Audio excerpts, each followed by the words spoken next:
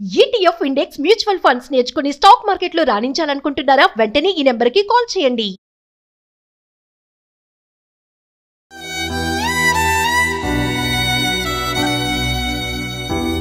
గంత ఘోరంగా కోతురా మేడం. నా పాప ఏం చేసింది? నన్ను చంపేది ఉండే మేడం. ఏమన్నా ఉంటే చిడతాళ్ళు ఎంత బాధపడి ఉంటుంది మేడం. ఇట్లా నొసలంతా ఎత్తుకొచ్చింది, గోడ కొట్టిరో ఏం చేసిరో మరి. నమస్తే, welcome back to Suman TV. Kukatpally Sahasra murder mystery వీడింది అనుకోవచ్చా? మరి అయినా ఇంకా ఎన్నో అనుమానాలు, సందేహాలు అయితే వస్తూనే ఉన్నాయి. ఇంత చిన్న వయసులో అంత దారుణంగా, అంత కిరాతకంగా మర్డర్ చేశాడా 10వ తరగతి చదివే అబ్బాయి? మరి దీనిపైన మధ్య సమాచారం అందించడానికి మనతో పాటు ఉన్నారు సీనియర్ ఐపీఎస్ ఆఫీసర్ రెడ్డన్న గారు. నమస్తే సార్. నమస్కారం అండి. 10వ తరగతి చదివే అబ్బాయిని మైనరే అనుకోవచ్చు మనము. అబ్బాయి చేశాడు అనేసి టాక్ వస్తుంది. మరి దానిపైన మీ అనాలిసిస్ ఏంటి సార్? డెఫినెట్ గా చేసే ఉంటాడు. మళ్ళీ ఏంటి టాకు? ఆ అబ్బాయి పోలీసుల ముందు కన్ఫెస్ చేశాడు. ఆ తర్వాత వాడు చంపిన నైఫ్ రికవర్ అయింది, బట్టలు రికవర్ అయినాయి. కాబట్టి ఇంకా 100% అబ్బాయి, ఇంకా దాని మించి వేరే లేదు. ఎందుకు చంపాడు అంటే, అబ్బాయి ఇంట్రాగేషన్ చేసిన తర్వాత ప్రెస్ మీట్లో వీళ్ళు చెప్తారు. బహుశా 2 వర్షన్స్ ఉన్నాయి ఇక్కడ. ఆ అబ్బాయి క్రికెట్ లవర్ అని, ఈ అమ్మాయి చనిపోయిన తమ్ముడి దగ్గర కూడా ఏదో ఎంఆర్ఎఫ్ బ్యాట్ ఉంది, ఆ అబ్బాయి కిట్టు అవన్నీ ఉన్నాయి, ఆ అబ్బాయితో కలిసి ఆడేవాడని. సో ఆడుతూ ఉండి తనకు బ్యాట్ లేదని చాలా సందర్భాల్లో ఇబ్బంది పడినారు. జనరల్గా పిల్లలు ఏం చేస్తారంటే, నీకు బ్యాట్ లేదు కదా, నువ్వు కొంచెం బయట ఉండు, పక్కన ఉండు అంటారు. సో అదేమన్నా ఫీల్ అయి ఉంటాడా అనేది ఒకటి. సో ఏ విధంగానైనా తన బ్యాట్ని సెక్యూర్ చేయాలని, ముందేమో అందరూ బ్యాట్ కోసమే పోయినాడు అని, పిల్లోళ్ళు లేరు, ఎవరు ఇంట్లో లేనప్పుడు బ్యాట్ తెచ్చుకున్నంత మాత్రాన బయటకు వస్తే కనపడకుండా ఉంటుందా? ఆ బ్యాట్ అని గుర్తుపెట్టాడు, రాసుకుంటారు కదా బ్యాట్ పైన, నా పేరు రాసుకుంటాడు, వాడి పేరు రాసుకుంటాడు. సో కాబట్టి బ్యాట్ కోసం అని అంటున్నారు ఒక వర్షన్ కానీ, బట్ ఐ డోంట్ థింక్ డబ్బు కోసమే పోయింటాడు. అంతకు ముందు 2 రోజులకు ముందు 15th, 16th అమ్మాయి సహస్రాది బర్త్డేకి ఈ అబ్బాయిని కూడా పిలిచినాడు. ఈ అబ్బాయి వీళ్ళ సిస్టరు, వీళ్ళ అక్క, ఇద్దరు 10th క్లాసే చదువుతారంట. సో వెళ్ళినప్పుడు వాడు కేక్, అమ్మాయికి సహస్రకి కేక్ తినిపిస్తున్నారు, ఆమె అక్క కూడా ఇద్దరు తినిపిస్తున్నారు. పోయినప్పుడు వీడు ఆ ఇంట్లో కలయి తిరిగినాడని, అన్ని రూమ్లు ఆడుండే, 1 రూము 2 రూములు కలయి తిరిగినాడని, ఆ దేవుడి హుండీనో దేవుడి దెబ్బలు పెట్టేదో ఏదో ఈయన కంట్లో పడింది. సో ఈ హ్యాడ్ ఏ ప్లాన్ చేసుకొని ఈ డబ్బులు నేను కొట్టేయచ్చు. అదే కాకుండా వాళ్ళ ఇంటికి తరచుగా పోతూ ఉంటాడు. బర్త్డేకి పిలిచే అంత క్లోజ్నెస్ ఉంది కాబట్టి అవి ఎప్పుడన్నా ఇంట్లోకి పోవాలి, ఆడుకోవాలి అని వాడిని పిలుచుకెళ్ళాలంటే వాడు మెట్లెక్కి దిగడు, 3rd ఫ్లోర్కి వచ్చి వాళ్ళ దాంట్లోకి జంప్ చేసి పోతాడంట జనరల్గా. సో అదేవిధంగా ఇప్పుడు ఈ అబ్బాయి కెమెరాలకు చిక్కకుండా పోవడానికి మెయిన్ రీజన్ వచ్చి అదే. ఎందుకంటే కింది వీధిలోకి వచ్చి ముందర నుంచి వస్తే డెఫినెట్గా ఎవరో కళ్ళలో పడేవాడు. అందులో సీసీ ఫుటేజ్లో కూడా రికార్డ్ అయ్యేది. కాకపోతే ఇక్కడ ఏమైందంటే, 3rd ఫ్లోర్కి వచ్చి 3rd ఫ్లోర్ నుంచి దాటుకున్నాడు. జస్ట్ 2.5 అడుగులు 2 అడుగులు ఉంది గ్యాప్ ఆ 2 ఇండ్ల మధ్య. కాబట్టి ఆ ఇంట్లో నుంచి ఇంట్లోకి దాటుకొని వచ్చి ఈ ఘాతకం చేశాడు.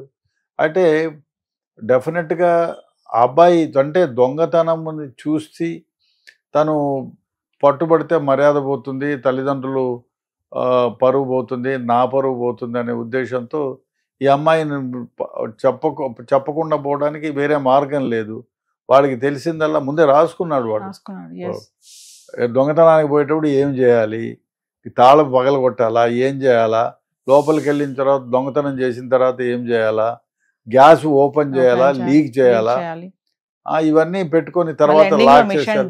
అన్నీ అయిపోయిన తర్వాత మిషన్ డన్ అని పెట్టుకున్నాడు. అంటే ఈ హ్యాడ్ ఎ ప్లాన్ ప్రకారమే ఉంది. దానికి బహుశా ఇంకో మాట ఏమంటున్నారంటే, వాళ్ళ ఫాదర్ ఇంతకుముందు కిరాణా కొట్టు నడిపేవాడు. ఇప్పుడు ఆ కిరాణా కొట్టులో లాస్ వచ్చి ఏమీ నడపటం లేదు. సో ఆయన తాగుడుకు అలవాటు అయ్యాడు కాబట్టి ఇంకా వేరే పని ఏం చేస్తలేడు. ఇంట్లో ఫైనాన్షియల్గా కూడా బాగా ఇబ్బందిగా ఉంది. సో డబ్బులు క్రికెట్ బ్యాట్ కొనిమంటే తంతారు. ఎందుకంటే ఇండ్లు గడవడమే కష్టంగా ఉంది. అందరూ 3 పిల్లలు. తల్లేమో ఎక్కడో సూపర్వైజర్గా ఏదో పని, సెక్యూరిటీ సూపర్వైజర్గా ఆమెకు వస్తే మహా 20-30 వేలు రావచ్చు. దాంతో కుటుంబం గడవాలి. తండ్రికేమో దుర్వ్యసనాలు. సో ఏమీ అడగలేని పరిస్థితి, ఫైనాన్షియల్గా ఇబ్బందికర పరిస్థితే. కాబట్టి ఆ పిల్లోడు బ్యాట్ కొనాలన్నా, బుక్కులు కొనాలన్నా, ఇంకోటి కొనాలన్నా తల్లిదండ్రుల పైన ఆధారపడాలి. తండ్రి ఏమో అడిక్టెడ్ ఫర్ నార్కోటిక్, అదే డ్రింక్స్కి అలవాటు పడ్డాడు, పని చేయడు.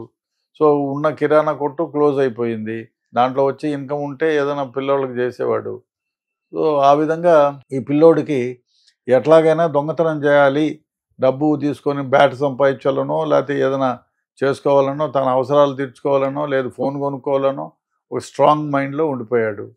ఆ 16వ తేదీ 15వ తేదీన బర్త్డేకి వచ్చినప్పుడు ఇల్లంతా చూసుకొని ఇక్కడ హుండీ ఉంది, దీన్ని కొడితే నాకు డబ్బులు వస్తాయి అని ప్లాన్ చేసుకొని, అదేవిధంగా ఎవరూ లేనిది కూడా తెలుసు అబ్బాయి పక్కనోడే కాబట్టి ఇంతకుముందు అనుకున్నాం ఇది బయట వాళ్ళు చేసిన పని కాదు, ఇక్కడ వాళ్ళే డెఫినెట్గా క్లూస్ అయితే ఇవాళ కాకపోయినా రేపు పోలీసులకు దొరుకుతాయని కూడా అనుకున్నాం మనం. అదేవిధంగా క్లూస్ వచ్చాయి. ఎవరో సాఫ్ట్వేర్ ఇంజనీరు ఈ అబ్బాయి అక్కడ ఉండటం, చాలాసేపు దాక్కోవడం, తర్వాత తిరిగి చూడడం చెప్పాడని, దాని ప్రకారమే ఆ క్లూ వల్లనే పోలీసులు అతన్ని ఇంట్రాగేట్ చేస్తే he has admitted the offence admit చేయడమే కాకుండా కత్తి, బట్టలు కూడా ఇచ్చాడు. సో డెఫినెట్గా దాంట్లో బ్లడ్ స్టెయిన్స్ ఉంటాయి కాబట్టి you can connect the crime very easily. ఆ క్రైమ్ని కనెక్ట్ చేయడానికి ఉంటుంది, ఎవిడెన్స్ కూడా ఉంటుంది.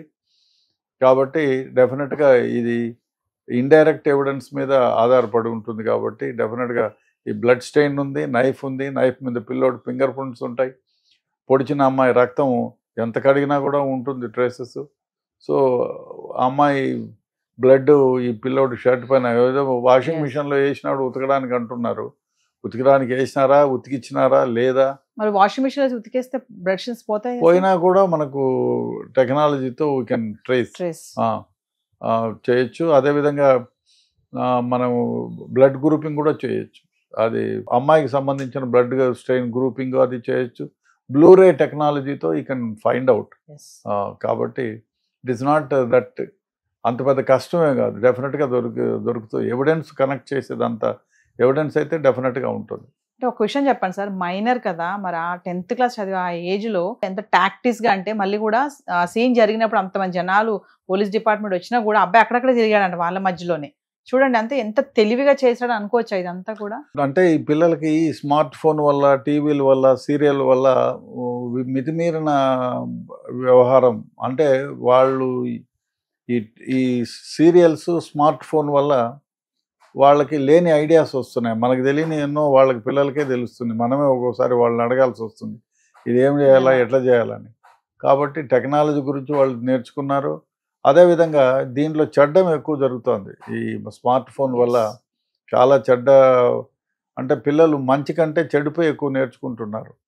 సో ఈ స్మార్ట్ ఫోను ప్రభావం ఉంటుందని నేను అనుకుంటున్నాను. చాలా వరకు ఈ స్మార్ట్ ఫోన్ వల్లే ఇది ఇప్పుడు ఆర్టిఫిషియల్ ఇంటెలిజెన్స్ 7వ తరగతి 8వ తరగతి వాళ్ళే దాన్ని అడిక్ట్ అయిపోతున్నారు, అడుగుతున్నారు. ప్రతి ఒక్కటి ఎట్లా చదువుకోవాలని అడిగితే పర్వాలే, ఎట్లా మర్డర్ చేయాలా, ఎట్లా మానభంగం చేయాలా, ఎట్లా దొంగతనం చేయాలా అని దాని నుంచి ఇన్పుట్ తీసుకుంటే ఇట్లాంటివన్నీ జరుగుతాయి. డెఫినెట్గా దాని ప్రభావం, స్మార్ట్ ఫోన్ ప్రభావం వల్లే ఇవన్నీ జరుగుతాయి. తల్లిదండ్రుల ఆర్థిక ఇబ్బందులు, అడిగితే ఏదో కొనివ్వకపోవడం వల్ల, అడిగినప్పుడు డబ్బులు ఇవ్వకపోవడం వల్లే ఇట్లా టర్న్ అయ్యారని కూడా అనుకోవచ్చు అంటారా? ఒకటి దీనికి ఒక ఉదాహరణ చెప్తాను మంచిది. ఇప్పుడు తండ్రి తాగుబోతాయి ఉండి, తల్లి కష్టపడి సంపాదిస్తూ ఉండి కూడా పిల్లలు మంచి దారిలో పోయిన సందర్భాలు ఉన్నాయి. నాకు వాచ్మెన్ ఉంటాడు, కూకట్పల్లిలోనే ఉంటాడు, సిబిసిఐడి కాలనీలో నాకు ఇల్లు ఉంది, దానికి వాచ్మెన్. వాడు తాగుగా తయారైనాడు ఒక 5 ఏళ్లకు ముందు చాలా సిన్సియర్. సో దాంతో నేను అనుకున్న పిల్లలు చెడిపోతారు అట్లా అని వాడికి వచ్చినప్పుడల్లా చెప్పి, అరే బాబు ఇది మీ నాయన తాగుబోతుగా తయారైనాడరా, నువ్వు బాగుపడాలి, ఈ విధంగా చదువుకోవాలంటే 10th క్లాస్లో వాళ్ళకి ఆ స్కూళ్ళు 10 స్కూళ్ళు ఉంటే దాంట్లో ఫస్ట్ వచ్చినాడు. 100% వచ్చినాయి వానికి మార్క్స్. ఇప్పుడు ఇంటర్మీడియట్ ఫస్ట్ ఇయర్లో కూడా 100% వచ్చినాయి. అంటే తండ్రికి చెడు అలవాట్లకు లోనై ఉన్నా ఎవరైనా ఒకరు గైడ్ చేస్తే, వాళ్ళని కన్విన్స్ చేస్తే డెఫినెట్గా చెడ్డదారిలో నుంచి మంచి దారిలోకి ఎన్నుకుంటాడు, ఫ్యూచర్ బాగుపడాలని చూసుకుంటారు. అంటే ఇక్కడ ఏమిటంటే ఆ పిల్లలకి ఆ ఏజ్లో వాళ్ళకి మంచిగా చెప్పి మంచి వైపు డైవర్ట్ చేయగలిగితే డెఫినెట్గా ఇట్లాంటి పనులు ఏమి చేయరు. సో అది చేయకపోతే, ఇప్పుడు వాడు అబ్బాయి 10th క్లాసులో 4-5 బ్రాంచులకే ఫస్ట్ వచ్చినాడు, 100%. ఇంటర్మీడియట్ ఫస్ట్ ఇయర్లో కూడా అదే మార్కులు వచ్చినాయంటే సో సంబడీ ఈజ్ గైడింగ్. నేను చెప్తున్నారు బాబు ఈ విధంగా చదవాలి, ఇట్లా ఉండాలి, మీ నాయన చెడిపోయినాడు, తాగుపోతయ్యాడు.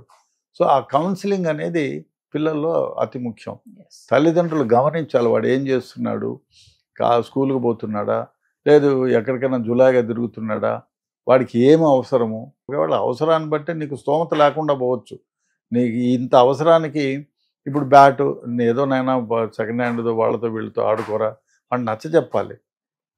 నోర్మై మాకే లేక అన్నానికి లేక చేస్తుంటే అని చీదుకొని చేస్తే నో, వీళ్ళతో అడిగి ప్రయోజనం లేదు, I have to do my self, నేనే సంపాదించుకోవాలనే పట్టుదల వస్తుంది.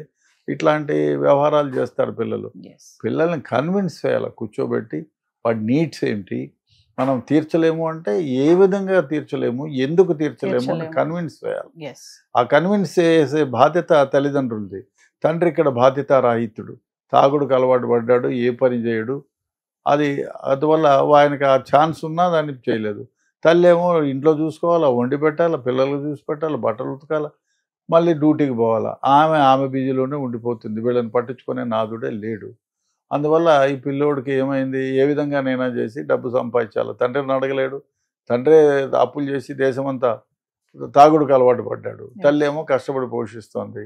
సో ఈయన నీడ్స్కి ఎవరిని అడగాల, ఇద్దరు అక్కలు. సో వాడికి ఏమనిపించింది, వీళ్ళని అడిగి ప్రయోజనం లేదు, నేనే ఏదైనా ఒకటి చేసి నా కోరికలను తీర్చుకోవాలి అనేటువంటి నిర్ధారణకు వచ్చి దొంగతనం చేసినట్టు అనిపిస్తుంది. Thank you sir.